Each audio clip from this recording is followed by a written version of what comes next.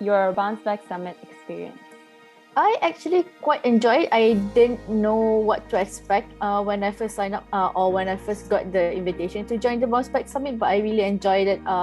It's not just the speaker or the things that we talked about, but also just connecting with other people. I think that was a really big part of the experience. It's just talking to other people during the coaching session and getting to know that you are not alone in the whole process, because a lot of people, the questions that were asked were similar to the ones that I'm experiencing. So it felt like, oh, you're in the community of with other people, so you don't feel alone in all the things that you are facing in your life. Okay, thank you. We'll move on to the next question, which is, what are some insights and key takeaways that you obtained from the various speaker sessions or coaching or the AMA sessions? I think two things that I would probably mention is that from the coaching session is more than just you coming up with a goal or a habit that you want to do, but also trying to understand the reason behind why you want to achieve certain things. So the motivation behind a goal, so that and how that would actually help you to actually find a way to push yourself forward instead of just doing it for the sake of, oh, everybody is putting this goal, so I want to do the same thing, but trying to really understand why do you want to do it yourself. So that was really insightful. And then the second one is just, I think, understanding yourself and how, if you really understand yourself and know your strengths, your weaknesses and everything, and how that can help you in the future. So it's not just thinking about what you can do, or like when you look at other people, we tend to compare a lot with other people, but then this whole summit, a lot of the things that we've talked about is really understanding who you are and what your values are, and just focusing on channeling your potential, channeling your energy to actually achieve your goal without comparing yourself to other people. What is your most favorite session in Bounce Back Summit? Paul. Paul? I think that's kind of because I've been experiencing a lot of that. And I don't know if you saw, but I posted a video about it actually last week.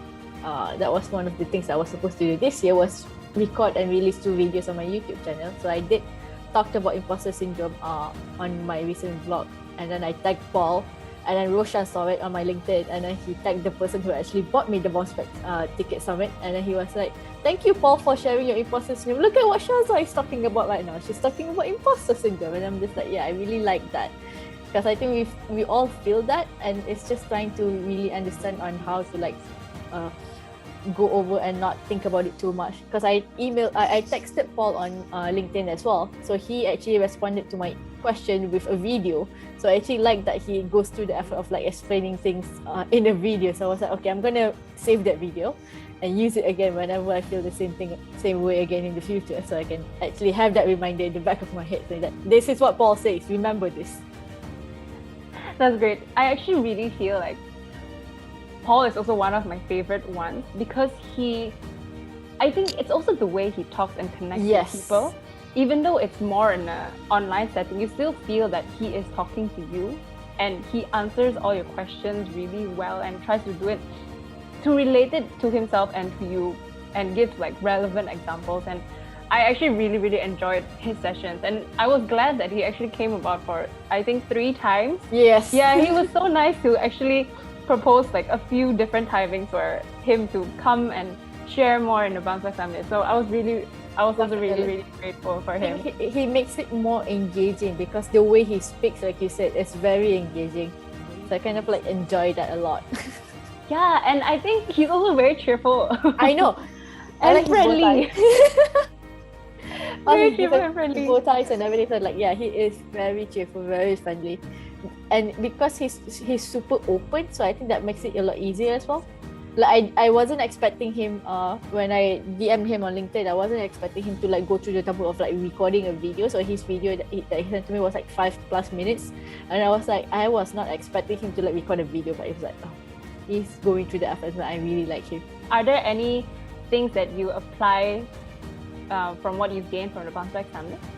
Overall, generally, I think it's more of like trying to understand myself a little bit better. So but then also at the same time, I'm trying to not think too much about what could happen, or what would be happening if I do certain things, and most of the time I just try to do things first and then see what else can be improved, because if I keep on thinking about, okay, if I do this, this is going to happen. If I do that, this is going to happen. And at the end of the day, I'm not going to do it because I keep on thinking about what is going to happen, what would happen, or what if I do this. So I try not to think too much about all the different outcomes that could have happened and just do it and then think about the consequences later. Because if I think about it, I'm not going to do anything if I just keep on overthinking everything. That's true. Can you maybe, you know how like in all the sessions, Roshan would always ask, what is one key lesson that you take that you would share to people from Bounce Back Summit, to the speakers? So I'm going to ask that question to you. Try to really think about what you want to do in life instead of trying to focus on doing things that would please other people, because I think especially in Malaysia or like in Asian, we have this tendency that we try to do things because we are expected to do certain things. And I think it's really important for us to just take a step back and make sure that we are living our life the way that we want to be, so that we don't feel once we're older and when we're on our deathbed, we don't think about like, oh, I should have done this when I was younger because I was afraid of what people would say. So just really focusing on doing things because you want to do it, not because other people tell you to do it. So really take the initiative and responsibility for your whole life, because like people say YOLO and that you should do all these things. So, but then again, you only live once, so why would you spend the rest of your life trying to be someone who you're not? Yeah, definitely agree with that. Yeah. Okay, so I guess if we have it a second time in that would be fun. Yeah, if you guys have it, I will sign up for it. That's great. I actually ran out of all the questions that I sent you, but I mean, one last question is, would you actually recommend someone to participate in a Bounce Back Summit? Yes, 100%. I would probably say, depending on when you guys do it again and how much it's going to cost, if I don't sign up for it myself, I would probably do a giveaway for someone else to sign up, because like what Aaron did to me, that I signed up because of Aaron, so I would probably do that to someone else as well. So I gifted Nicole to 2 people on my Instagram and on my newsletter. So 2 people got 1 year subscription to Nicole as well, because I enjoyed it so much. So depending on when you guys do the Bounce Back Summit, if you guys do it again in the future, if I can't attend it, or even if I attend it, I might just get someone else to attend it as well, just because I enjoyed it so much. So I will make someone attend it. That's great. That's very, very good to hear. That's just how much I like it. I personally think that the whole summit was really, really great, because each and every speaker specializes on something specific. So they always have something new to say that you're like, oh, okay, oh wow, you know, like it might be revolving, you know, like similar topics, because it's, you know, how to bounce back and all that stuff, but they always have different stories and points to bring up that you wouldn't have thought before. I mean, I guess different life experiences, but it was just very refreshing. It's just very refreshing to see someone talk about it from a different perspective, and you'll be like, oh my god, I didn't know that you can think about it this way, or like think about it that way. Even when Paul said about Impostor Syndrome, because I've heard so many people talk about it, but then when he talks about it, I was like, oh, that's interesting. He broke it down in a very simple way, I think. Yeah, the way he says it, it makes it sound so simple, and you'll be just like, I didn't think about it that way.